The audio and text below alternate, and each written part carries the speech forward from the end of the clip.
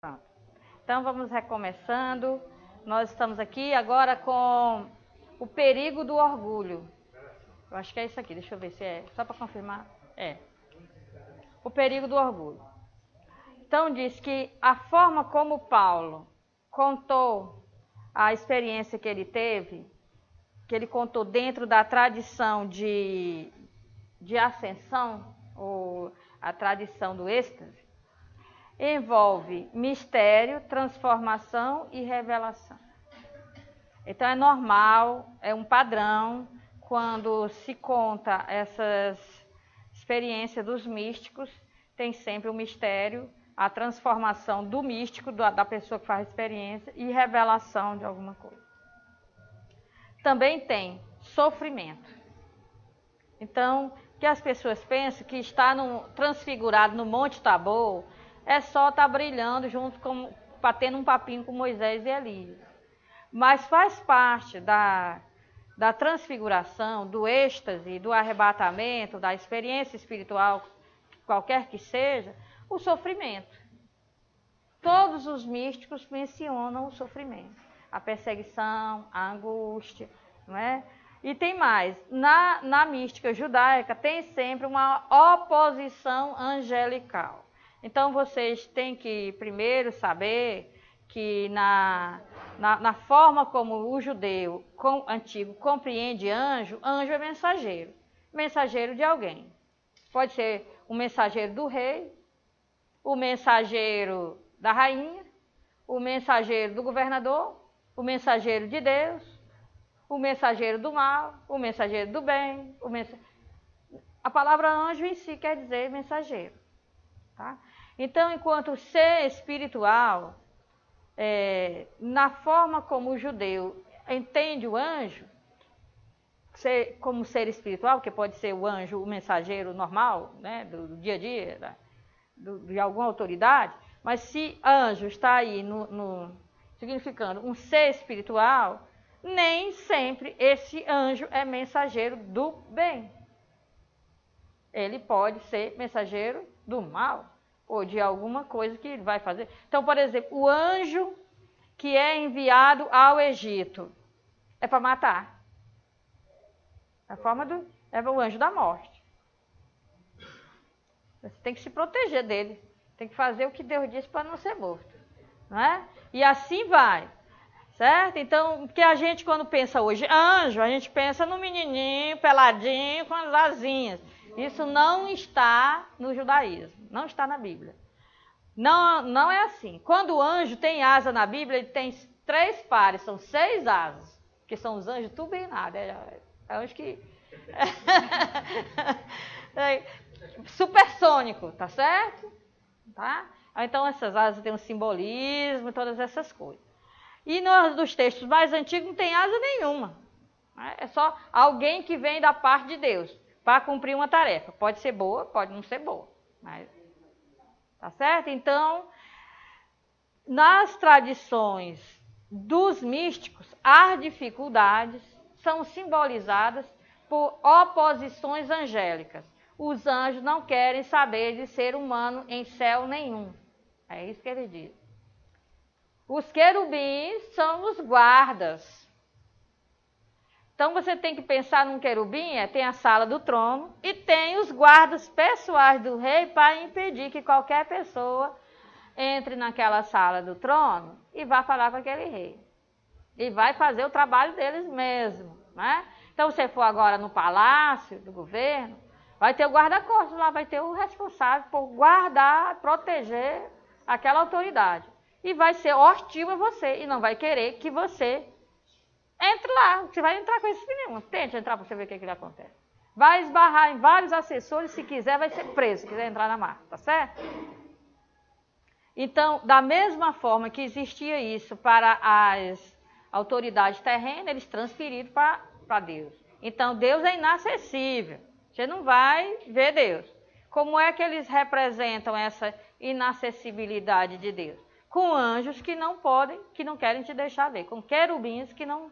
Então, o trabalho dos querubins é que você seja impedido de ascender muito ao céu. Por quê? Como é que lá no documento de Qumran tem muita coisa sobre os anjos. Por quê? Ele vai dizer, porque o ser humano é orgulhoso, ele não sabe de nada, ele não vive nada, quando ele tem uma migalha de alguma coisa do céu, ele já se apresenta perante os outros como se fosse uma divindade. Então tem que impedir o orgulho, a exaltação humana. É assim que o judeu explica. Então, se você teve alguma experiência mais forte e sentiu oposição, sentiu alguma perseguição, então, hoje em dia as pessoas às vezes estão uma vida bem desregrada, aí vão para algum grupo ou igreja cristã e começam a mudar de vida. Quando começa a mudar de vida, começa a surgir problemas, perseguições e tal. Aí o que a pessoa diz hoje em dia? Diz que é o quê? Perseguição? Ou então, o que geralmente diz das igrejas, dos grupos pentecostais, da maneira geral, seja católico ou evangélico, vai dizer o quê? É o inimigo, é o cão, é o demônio, é Satanás que está me perseguindo. Pois no judaísmo diz assim, é o anjo protetor da glória de Deus, que não quer que eu me aproxime demais. O que hoje em dia dizem que é o demônio, no judaísmo dizem que era o anjo. O anjo querubim, que protege, que guarda o trono, que é o guarda-costa, que não quer que... E para que faz isso? Por que faz essa oposição? Para que eu não me orgulhe. Porque o ser humano é uma bestada. Não faz nada, não vive nada, e pouquinho que vive fica querendo ser mais do que os outros. Não é? Então, o anjo vem, a oposição... o sofrimento e a angústia é sempre atribuído a oposição dos anjos. Os anjos se opõem. Não é? Então, os anjos ficaram sabendo que eu fui lá. Tem uns que, na literatura de Enoque, que quando Enoque chegou no primeiro céu, na primeira morada, encontrou lá uns querubins que diz, daqui tu não passa não, de acho. E bateram nele, espancaram o coitado do Enoque, disse, não vai, não vai. E ele teve que lutar muito para ir para o segundo céu. Chegou lá no segundo céu, outra surra, não é? Cada vez, imagina, aí dizem que ele foi para o sétimo céu, apanhou pra caramba, não é? Entendeu? Não é fácil, não. Então, nessas mitologias judaicas, né, de linguagem apocalíptica, eles simbolizam, porque o que é? Porque assim, se você teve uma experiência de Deus, parece que você começou a caminhar com Deus, né? Começou a caminhar numa dimensão mais espiritualizada e menos material. Aí você recebe um pouquinho de oposição, de sofrimento, de perseguição. Se você se envolve mais um pouquinho com a dimensão espiritual, mais oposição, mais perseguição. Aí, mais um pouquinho, então, cada céu que você vai é umas pancadas que você leva. E eles simbolizam isso numa escada de Jacó, numa passagem de uma morada para outra, de um andar para outro. É mais lógico de falar disso assim. Então, obviamente, se trata... O apocalíptico, a cabala, são linguagem altamente simbólica para tentar dizer as coisas. Então, Paulo diz assim, olha, o que aconteceu, né, é que eu tive um espinho na carne, que é um anjo de Satanás, um anjo opositor. Aliás, não é nem um anjo de Satanás, é um anjo Satanás. E por que é traduzido por um anjo de Satanás com S maiúsculo? Porque a gente já disse que o Satanás é aquele cara de chifre e rabinho que tem a caldeira e o tridente. Se a gente traduzir do grego anjo Satanás, aí não passa na Bíblia, lá no controle de qualidade da Bíblia, não passa. A editora não vai editar. Porque o que ele está dizendo, Satanás quer dizer o opositor. Um anjo opositor, um anjo que não quer que eu me aprofunde na dimensão espiritual, porque eu vou me orgulhar. Ele diz, um anjo de Satanás que me impede, que me esbofeteia, que me é um espinho na carne, ou seja, ele trata o sofrimento dele como sendo um anjo de Satanás. Tá certo? Quem quiser falar, pode. O que de fato foi esse espinho na carne? Daqui a pouco. Ó o povo aperreado. Olha que povo aperreado, meu Jesus Cristo. Então, vamos lá. A primeira coisa que nós temos que saber É a pergunta. Você ainda está no primeiro céu, ainda chegamos nem no terceiro. Então, olha, a primeira coisa que a gente tem que saber é que Paulo começa na terceira pessoa, que já foi perguntada aqui. Conheço um homem. Então parece que é outra pessoa, que foi ao terceiro céu. Não, de quem que Paulo está falando? No versículo 5. De Jesus? Será? Não é? Será que é de Jesus? Um homem que foi ao terceiro céu. Aí o pessoal diz, ele está falando de Jesus. Porque Jesus teve a ascensão de Jesus, então, e o terceiro céu, se eu considero só 3, então o terceiro é o mais profundo, não é? Então, ele pensa, é de Jesus. Não, mas ele diz que esse homem que foi ao terceiro céu é um homem que ele conhece em Cristo, quer dizer, é um cristão. É um homem em Cristo. É a expressão de Paulo para dizer, é um seguidor de Jesus. Então não é Jesus, porque Jesus não segue a si mesmo. Então trata-se de um seguidor de Jesus. E há 14 anos. E há 14 anos. E aí ele começa para a primeira pessoa, dizendo que esse homem que ele conhece, que é um seguidor de Jesus, eu recebi um espinho na cara. Então é ele está falando de si mesmo. Então por que ele fala de si mesmo? Para evitar o orgulho. Um místico, quando vai narrar uma experiência mística, um místico judeu, ele começa a narrar em terceira pessoa. E todas as vezes que um místico for falar da sua estatura espiritual, ele fala em terceira pessoa. Jesus dizia, o Filho do Homem. O Filho do Homem virá sobre as nuvens. O Filho do...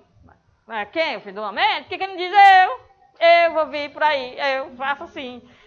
Sempre que ele dizia da grandeza dele, ele dizia o Filho do Homem. Então faz parte do politicamente correto na mística judaica, não é? Falar das experiências começando em terceira pessoa para evitar o orgulho, a exaltação de si mesmo. É uma regra. Inclusive tem essa regra no Talmud, que é o Talmud que regra essas coisas. Então tem lá dizendo como é. E o livro traz as passagens do Talmud que menciona isso, que o Talmud não gosta que se narre experiências místicas, né? Para que as pessoas não andem por aí buscando sair deste chão, né? Então, existem várias narrativas de viagens celestes, ou pretensões de viagem celeste, e orgulho dos reis humanos, por exemplo.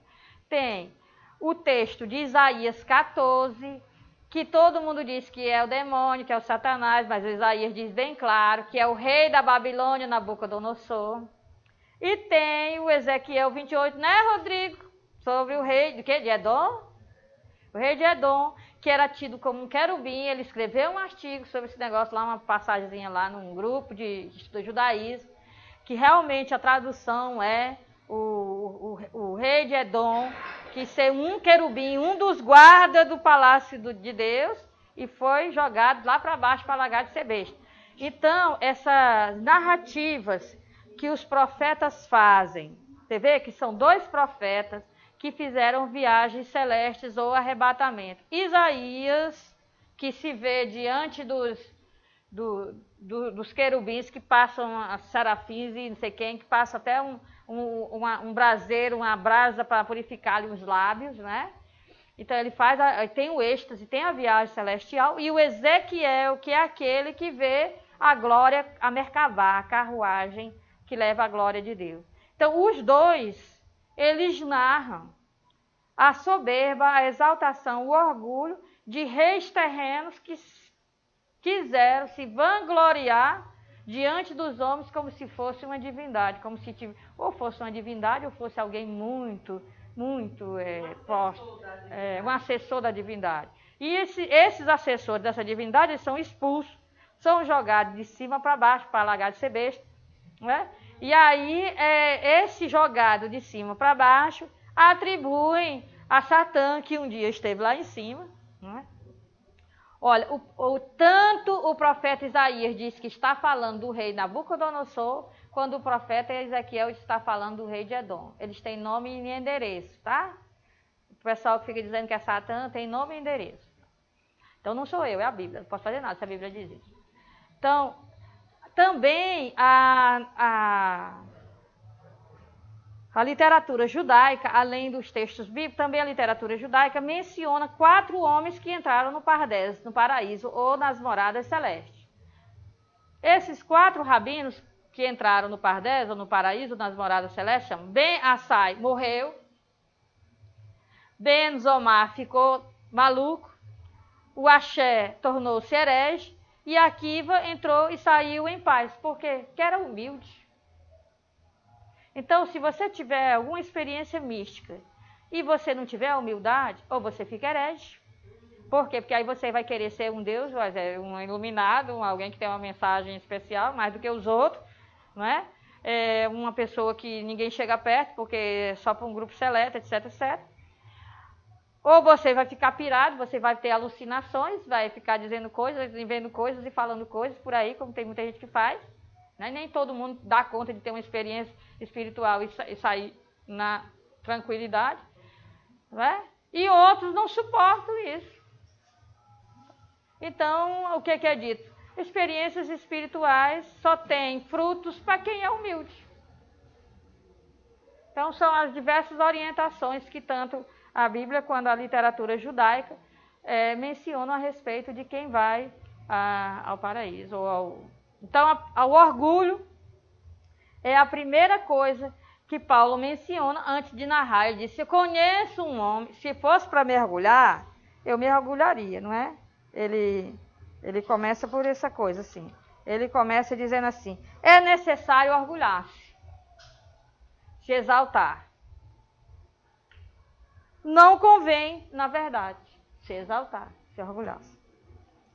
Mas irei para as visões e revelações no Senhor. Diz, eu, como alguém que tive visões e revelações, não vejo necessidade e acho que não devo. Mas elas devem ser exaltadas, as visões e revelações, não ele. Porque ele só se exalta mesmo, só se orgulha mesmo das fraquezas. Porque é nas fraquezas que ele é forte. E também uma coisa muito interessante, que o autor não deu destaque, mas eu daria, é que ele disse assim, que ele não quer ser mais do que aquilo que sempre foi. No versículo 6 ele diz, pois se quiser me orgulhar, não serei insensato, pois falarei a verdade. Mas eu me abstenho, que ninguém pense de mim, além do modo como me vê ou ouve de mim. Ninguém pense que eu sou mais ou menos do que eu sou. Eu teria direito, mas eu não faço. Tá? Então, o perigo do orgulho é o grande perigo de quem tem qualquer profundidade mais nesses assuntos místicos. Tá? Então, por isso ele menciona logo. Então, agora vamos para a fraqueza, adversidades, oposições e coisas indizíveis. Então, o relato, Paulo não diz nada, diz tudo e não diz nada. Diz que teve essas visões e revelações, que foi uma coisa muito, muito profunda. A expressão terceiro céu quer dizer que é uma coisa muito profunda, muito grandiosa. Não diz o que foi que viu, não diz o que foi que ouviu.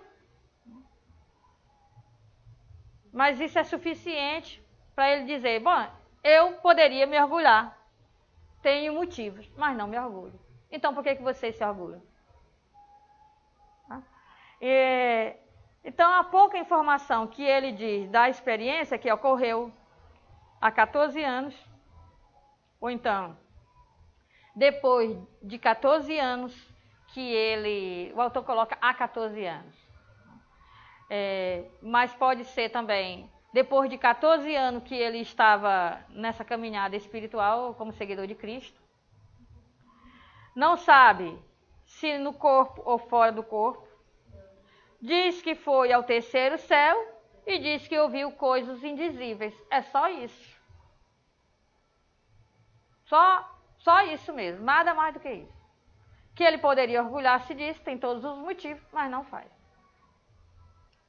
Então, o que ele vai mencionar não é tanto que ele encontrou oposição enquanto fez uma viagem espiritual, como no livro de Enoque, que cada céu que passava levava uma surra.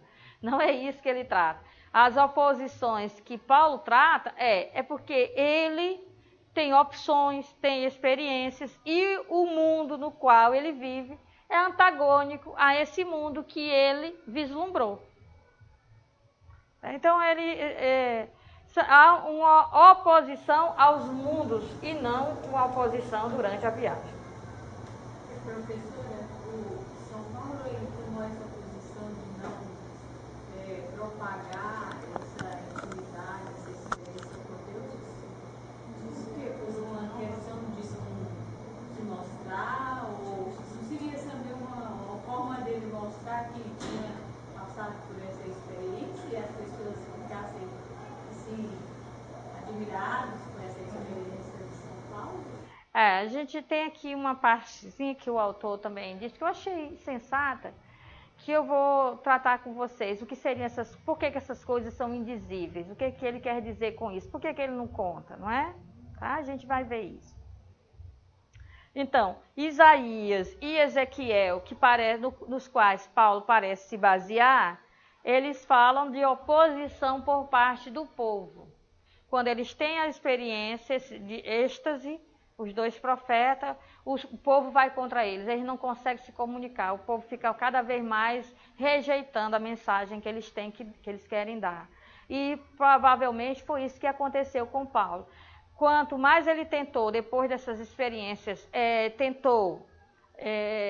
transmitir uma mensagem para as pessoas, mais as pessoas rejeitaram a mensagem dele, né? Os conterrâneos, os que eram do mesmo grupo, esses companheiros do grupo dos fariseus, também as pessoas que estão no ambiente gentil, que servem aos ídolos, não gostam nada dessas coisas que Paulo diz, né? Isso prejudica os negócios, prejudica a religião deles, eles não venderão mais imagens, várias coisas que eles têm prejuízo com essa religião que Paulo está pregando. Então, Paulo recebeu oposição de todos. Isso, né? Justifica também o caso da oposição de Corinto?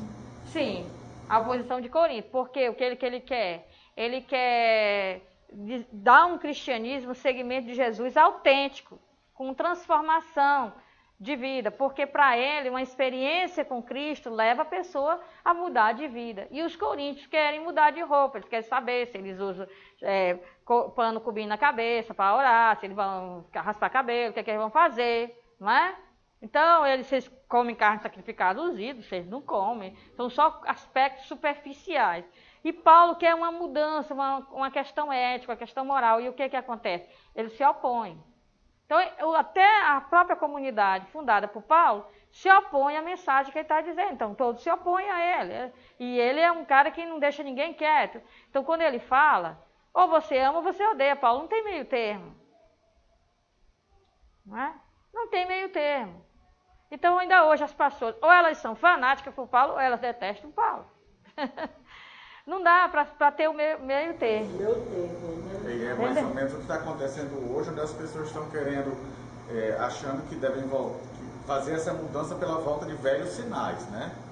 Eu passei agora aqui na igreja de ao lado atrás, então já está propagada a questão do véu, voltar a usar véu, etc., como se esses antigos sinais fossem o que importassem para o cristão.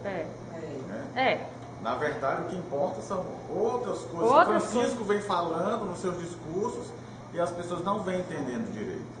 E enquanto isso, os novos padres vão propagando essa volta aos antigos sinais, que não é por aí. Porque quanto mais superficial, mais se cala a consciência, e aí fica tudo um cristianismo superficial, e o rebanho fica à mercê do lobo, e se faz o que quer, com pessoas ingênuas, que não estão nem aí para as coisas. Então, era questão de oposição, né? Então, Paulo se coloca na mesma corrente de Isaías, de Ezequiel, que ao ter suas experiências místicas tem que lidar com a oposição. Então, a experiência mística não fez nenhuma grandeza neles, não trouxe nenhuma felicidade.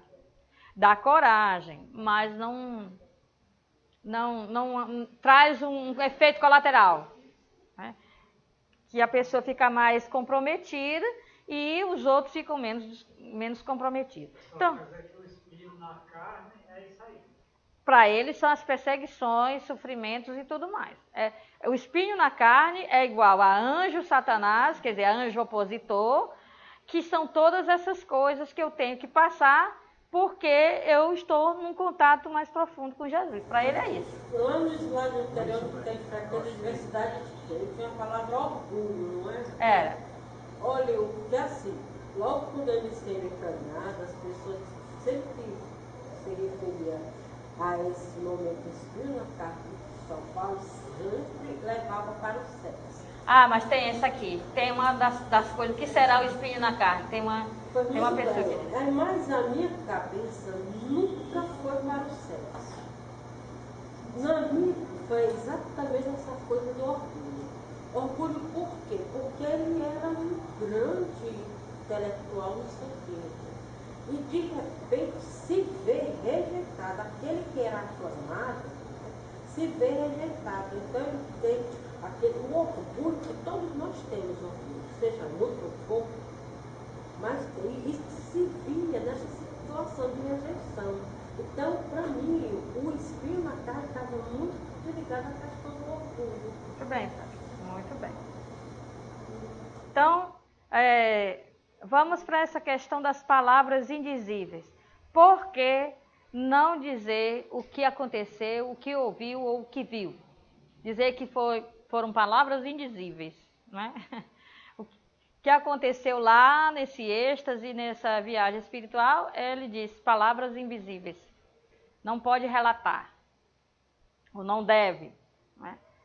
Então, o autor do livro acha que é por causa da oposição que ele e da dificuldade de transmitir, ser mal compreendido, acharem que ele está se orgulhando, ou por diversos outros motivos, né? Então, o primeiro é esse, seria por causa da oposição que ele sofre.